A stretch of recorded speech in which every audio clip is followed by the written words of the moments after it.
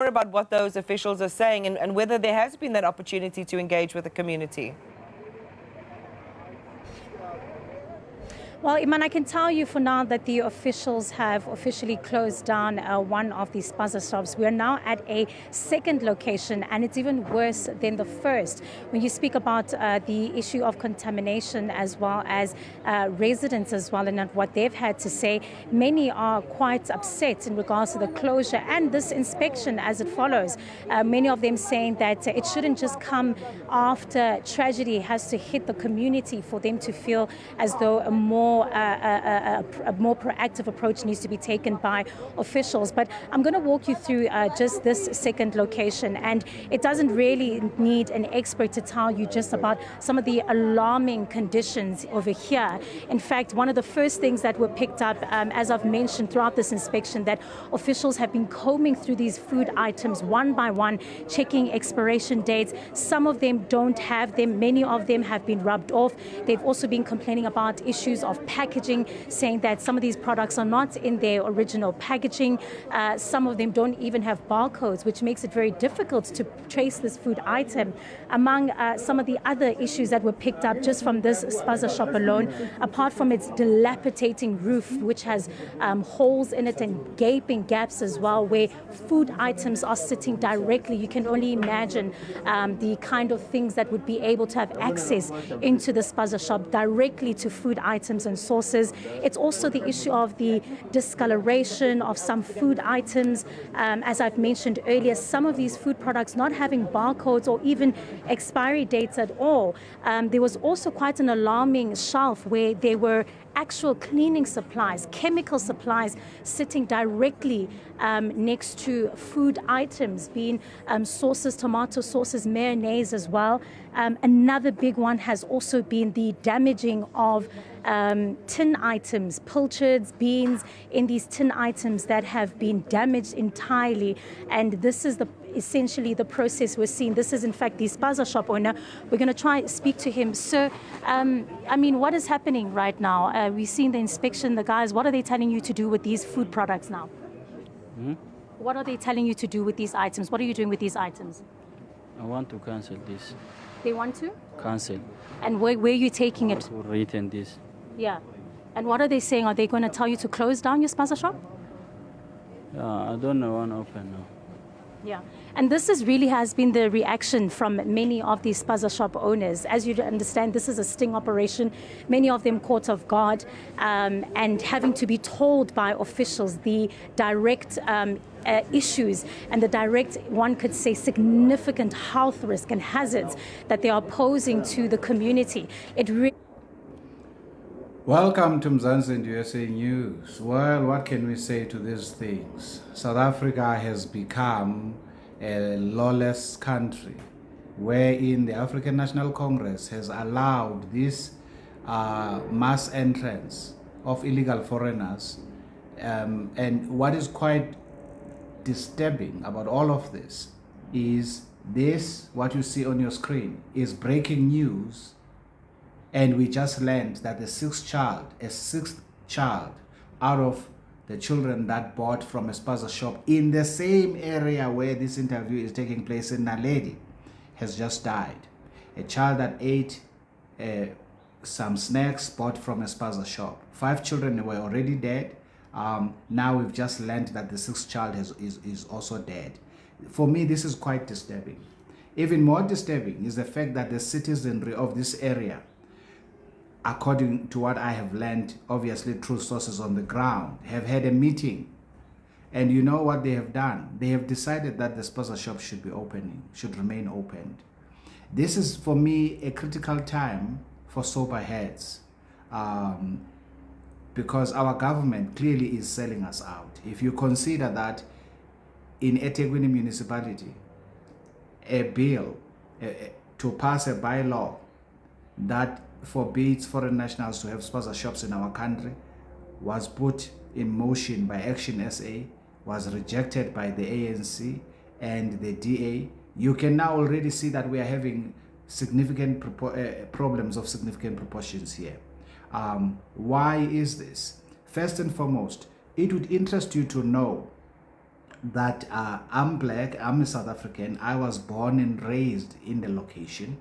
But right now, I don't stay in such locations. And I'm simply telling you not to brag, but to demonstrate the cruelty of this whole scenario. I stay, in the suburbs. I may not tell you where, it's not important. What is important is to state categorically that my children or my family is not subject to these Spaza shops mushrooming from nowhere. But when I travel to the locations, be it the one that I was born and raised in or areas like Naledi, there is foreign national Spaza shops all over. And to make matters worse is what you've just seen here now. No expiry dates, discoloration of products that are sitting on the shelf. The roof is wide open, meaning creepy crawlies such as rats can literally, so basically people are exposed to products that are maybe contaminated by all manner of pests that may have crawled through such ceilings. That is why the woman was emphasizing the point. But the expiry dates have been removed in some of the products. Some of the products are sitting in an aisle directly opposite chemicals, right, that are not meant for human consumption. So you have a mayonnaise sitting opposite a chick. Where have you had that? That's completely not acceptable. Are you following what I'm saying? So this for me is concerning because our government doesn't seem to take our plight very seriously. Because what is now required is for such Spaza shops to be closed, for the investigation to take place, for the chemicals that killed those children to be identified. These Spaza shops should all be closed until further notice, and government should at the moment be ensuring that these individuals who own these Spaza shops, one, they have papers to be here, two, we all know, we've seen so many videos on Twitter, on YouTube itself, where these individuals manufacture these products for themselves.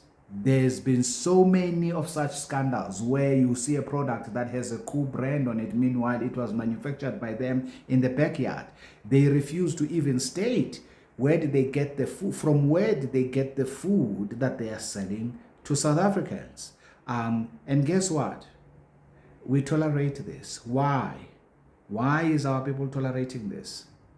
We need to put pressure peacefully on government through marching and making the government of the African National Congress know that this is not acceptable. I heard Panyaza Lesufi saying that he was a humanitarian. Let him be a humanitarian in his own pocket. Because these individuals are supposed, if they are refugees, they're supposed to be in a refugee camp. They are not supposed to be running Spaza shops. Good people, this is not xenophobia.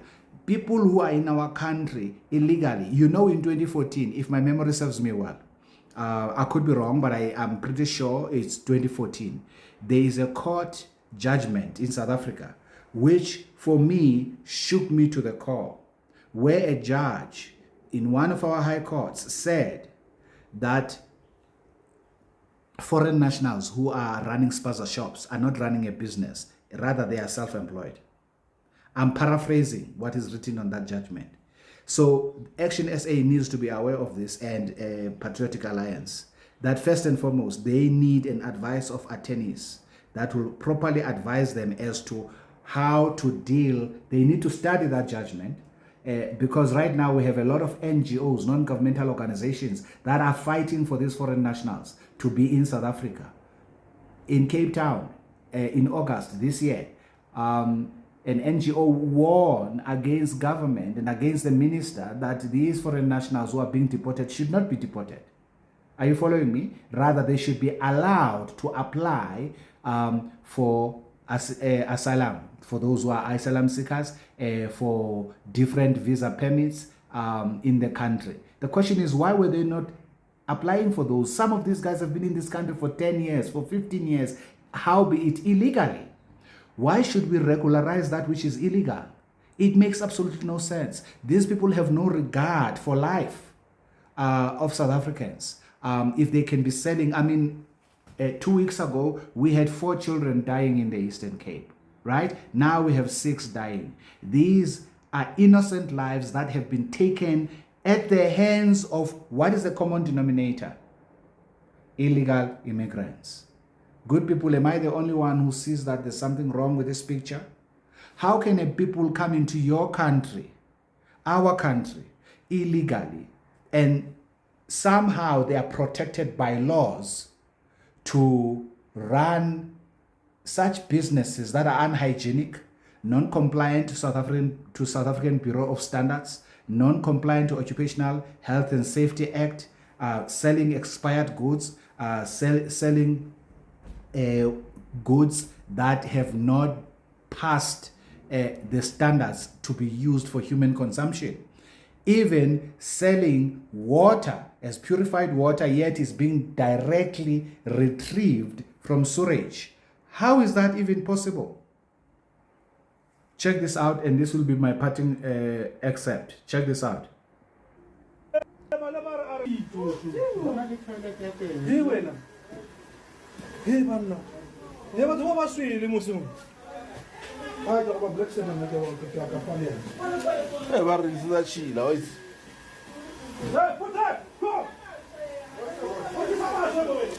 These people are selling water.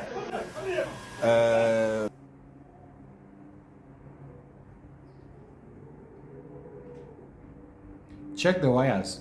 The wires are going all the way to the toilet seat. And you'll see now the wiring from this bedroom where the toilet seat is at, through the ceiling, you see? Through the ceiling into the shop where obviously the patrons, there's the shop and there's the water dispenser. You'll see it shortly. These people. You see that wire? There's the water dispenser. This is Can the you see water that? that they are selling for the people.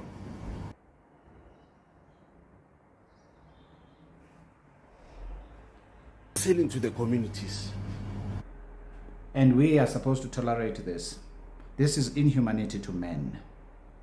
Fellow South Africans, I appeal to you. It doesn't matter how woke you think yourself to be. Because when I first came to Johannesburg in the year 2001, March, from Port Elizabeth, which is where I was born and raised, one thing I observed amongst us as blacks is that black people in Alexander have something to say negative about people who are in Soweto. People who were born in Alexander have something negative to say about people in Soweto.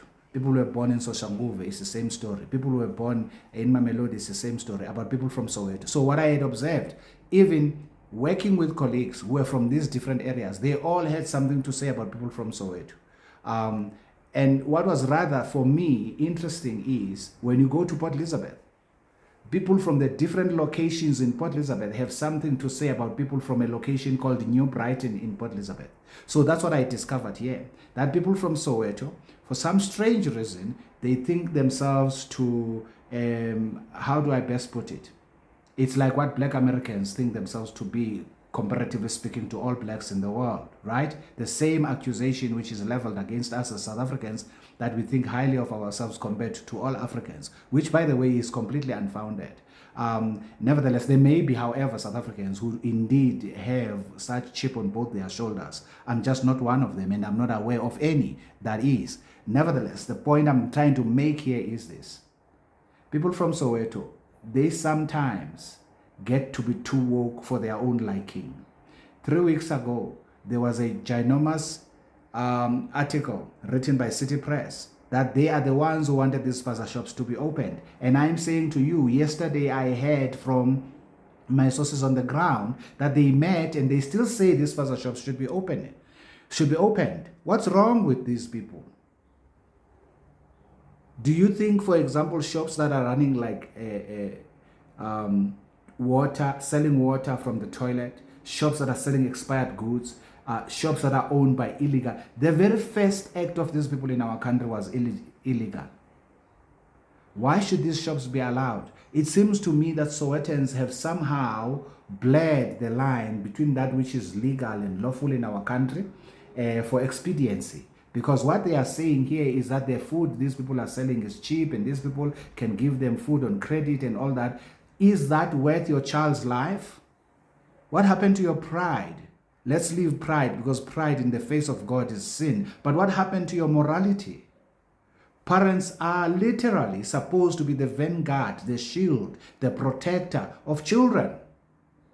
What excuse can you as a parent give that your child has died from eating food from Spaza shops? Now you say, no, you're blaming the victims. No, but observe what I'm saying to you. There are locations in South Africa that are not in Soweto that have literally banished foreign nationals from operating any Spaza shops. And those areas have not ever since had any deaths that are food related from any Spaza shops. Are you following me? So here in the east of Gauteng, there are areas where there is not one single Spaza shop owned by a foreign national. They got rid of them. Why are people from Soweto, who are supposed to be sophisticated blacks, who are advanced in their thinking, having a superior logic, why is this escaping their attention? This is irritating. And by the way, people in Soweto come from all the tribes that are in South Africa. Make no mistake about it. So it's not like a particular ethnic group, no. This is just a Sowetan mentality. And this mentality, I'm putting it to you, doesn't make sense. I want to appeal to you. Please boycott these Spaza shops. That's the best weapon you have against the woke mind virus that is killing your children right now. Boycott these Spaza shops. I'm telling you, if you don't buy from them, just give them 2 weeks, 3 weeks. They fail to break even, the food starts rotting on their aisles, they start closing those Spaza shops themselves without you lifting a pinky. Comply with the law, go past their shops, go to Checkers, go to Pick n Pay, go to ShopRite, go to a Spaza shop owned by a South African, because a South African has followed all the laws required to open up a Spaza shop in the first place. Secondly, they are compliant with the law in terms of cleanliness, in terms of ensuring expired goods are not in the shelf, and so because they know what's going to happen to them in an event that a child dies from eating a product that comes from their shelf. They have no NPOs or NGOs to defend them that are sponsored by the UN. Are you following me? I hope you do. The best thing we can do here, this is my opinion, is to boycott these Spaza shops. That's the best remedy. This is even better than toying and placarding an uncaring government like the government of the ANC. Those ones, we must show them when we go to the elections in 2026, what we think of them, and in 2029. We've already shown them what we think of them in the last elections. We need to show them even more, because they are very much uncaring. They are the ones who are stopping bills right now to be stopped from to be passed in parliament for ensuring that these foreigners do not own any Spaza shop in our country. So you can see for which team they are betting. It's very clear. They are not betting for the South African team. They are betting for the illegal foreign nationals team. That is why Dada Morero is on record saying that legal migrants that are documented should actually form part of our police. How ridiculous. Why don't we first do an audit of all the so-called legal migrants? Let's do an audit of all, since 1994, let's do an audit of all those and see how they obtained those documents. 95% of those so-called legal migrants are illegal themselves.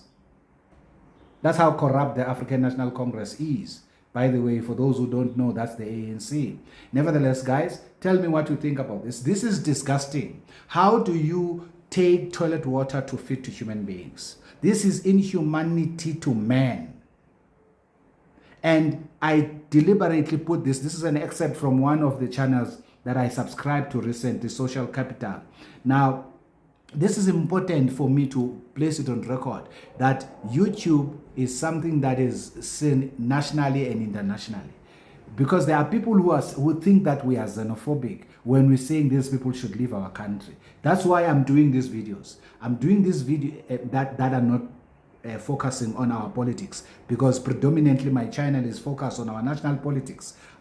However, I have to make videos of this nature precisely to show those who are loud mouths without knowing what's really happening in our country, how these foreigners are behaving when they're inside here. And these individuals are illegal.